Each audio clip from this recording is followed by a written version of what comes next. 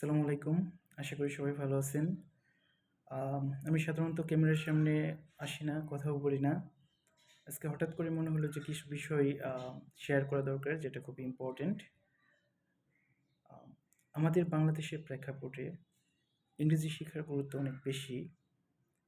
আর এইজন্যই আমাদের অনেকের গার্ডিয়ান প্লাস আমরা যারা সচেতন, আ যারা চাকরি প্রার্থী বা যারা ইন্টারমিডিয়েট, এসএসসি বিভিন্ন লেভেলের স্টুডেন্ট ইংরেজি শেখার জন্য অনেকটা মরিয়া হয়ে থাকে। আর এইজন্যই বিভিন্ন কোচিং সেন্টারে ছুটে যায়। স্পোকেন ইংলিশ তারা শেখাবে। তারা বিভিন্ন ধরনের বিজ্ঞাপন দিয়ে থাকে যে এখানে আসেন, কয়েকদিনের মধ্যেই আপনারা ইংরেজিতে কথা বলতে সক্ষম হবেন। আর বিভিন্ন কোচিং সেন্টারে যাওয়ার পরে তাদের যে বড় কথা সেটা হলো যে ইংরেজি শেখার জন্য কোনো গ্রামারের প্রয়োজন নাই। আসলে এই কোচিং সেন্টারগুলোতে কে যাচ্ছে? এখানে প্রাইমারি লেভেলের স্টুডেন্ট আছে কিছু, হাই স্কুল লেভেলের আছে, তারপর এসএসসি লেভেলের আছে, তারপরে অনেক সময় অনার্সে পড়ুয়া স্টুডেন্ট আছে। তারপরে আমাদের যে বিভিন্ন চাকরি প্রার্থী তারাও আছে। এখানে ইংরেজি শেখার জন্য যায়।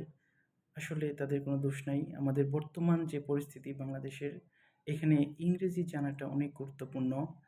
যদি আপনি কোনো হায়ার এডুকেশন গ্রহণ করতে চান, তাহলে সেখানে আমাদের অলমোস্ট সব বই ইংরেজিতে লেখা। সো আপনাকে ইংরেজি মাধ্যমের ভিতর দিয়েই আপনাকে হায়ার এডুকেশন আ রিসিভ করতে হবে।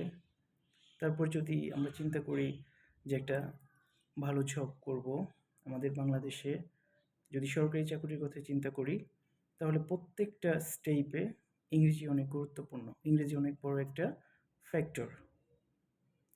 তো এই যে ইংরেজি একটা ফ্যাক্টর, একটা ভালো চাকরি পাওয়ার জন্য, এইজন্যই কিন্তু আমরা বিভিন্ন কোচিং সেন্টারে দৌড়াই। বাট আনফরচুনেটলি আ স্পোকেন ইংলিশের জন্য যখন আমরা যাই, তো তারা বলে যে আসলে গ্রামারের দরকার নাই। কিন্তু যে আপনার সামনে দাঁড়িয়ে কথা বলছে, আই মিন টিচার, যদি আপনি একটু সতর্কভাবে লক্ষ্য করেন, দেখবেন সেই টিচার নিজেই কারেক্ট গ্রামার ইউজ করে কথা বলতেছে। আসলে ব্যাকরণ ছাড়া কিন্তু আমরা বাংলা ভাষাও বলতে পারি না। শুদ্ধভাবে বাংলা ভাষা বলার জন্য ব্যাকরণ অনেক গুরুত্বপূর্ণ। যেহেতু ইংরেজি একটি বিদেশি ভাষা, সো এটার যে ব্যাকরণ বা গ্রামার সেটা আমাদের জন্য খুবই গুরুত্বপূর্ণ শুদ্ধভাবে জানার।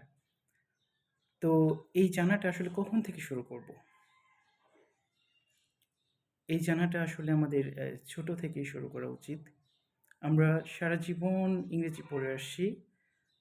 কিন্তু হতে পারে যে আমরা ভালো টিচার পাইনি বা আগে আমাদের যে লার্নিং প্রসেস ছিল সেটাতে কিছুটা শর্টকামিং বা ফল্টি টাইপের ছিল। দ্যাটস ওয়াই আমরা আসলে ভালো করে ইংরেজি শিখতে পারিনি।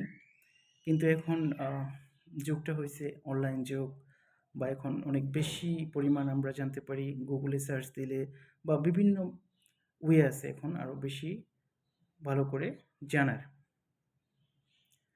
সো আমি মনে করি যে বাংলাদেশের প্রেক্ষাপটে এখন পর্যন্ত ইংরেজি গ্রামার শেখাটা খুবই গুরুত্বপূর্ণ। আর বাকি বিষয়গুলো ইংরেজি শেখার জন্য সবগুলোই গুরুত্বপূর্ণ। আর গ্রামারটাও সমভাবে গুরুত্বপূর্ণ। তাই আসুন বর্তমান পরিস্থিতিতে আমরা শুদ্ধভাবে যদি ইংরেজি বলতে চাই, তাহলে অবশ্যই গ্রামার শিখব। আর যদি আমরা বর্তমান পরিস্থিতিতে ভালো চাকরি পেতে চাই বা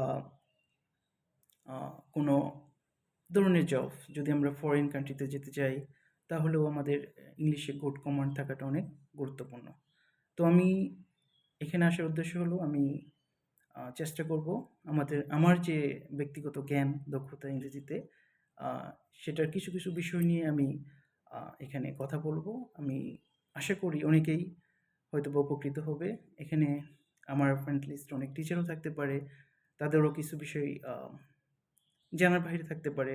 আমার অনেক ল্যাকিংস আছে, সবারই ল্যাকিংস থাকে। সো পারস্পরিক আলোচনার মাধ্যমে আমরা অনেক কিছুই জানতে পারবো। আমরা আ নিজেরা এনরিচ করতে পারবো। আ এইভাবে আসলে আমরা আমাদের যে আইডিয়াস, আমাদের যে জ্ঞান, দক্ষতা এটাকে আমরা সমাজে স্প্রেড করতে পারবো, এবং এইভাবে আমাদের যে ইংলিশ স্ট্রাকচার যেটা বাংলাদেশে খুবই দরকার, ইংরেজিতে ইংরেজিতে স্কিলফুল হওয়া সেটা হয়তোবা সম্ভব হয়ে উঠবে। থ্যাংক ইউ সকলকে। ধন্যবাদ। আল্লাহ হাফেজ।